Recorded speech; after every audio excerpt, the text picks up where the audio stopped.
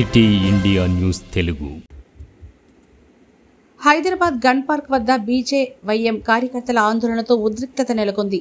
యువతను కాంగ్రెస్ పార్టీ మోసం చేసిందని, ఉద్యోగాలు భర్తీ చేసి నిరుద్యోగులను ఆదుకుంటామని అప్పుడు చెప్పి ఇప్పుడు కాంగ్రెస్ అధికారంలోకి వచ్చాక పట్టించుకోవడం లేదని బీజేవైఎం కార్యకర్తలు నిరసన చేపట్టారు.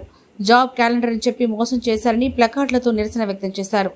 కార్యకర్తలను పోలీసులు అడ్డుకోవడంతో ఉద్రిక్తత నెలకొంది. పలువురిని అదుపులోకి తీసుకున్న పోలీసులు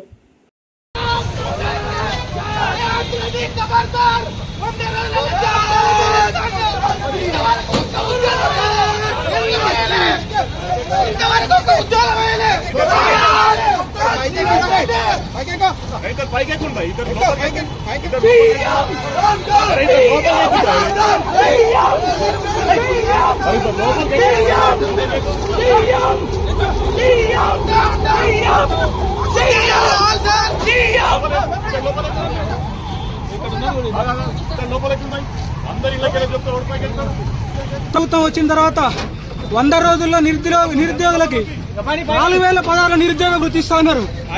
దేశాధినేత వచ్చి ప్రియాంక గాంధీ వచ్చి ఇక్కడ స్టేట్మెంట్ ఇచ్చేళ్ళింది, కానీ వాళ్ళు ఇక్కడికి వెళ్ళలేదు.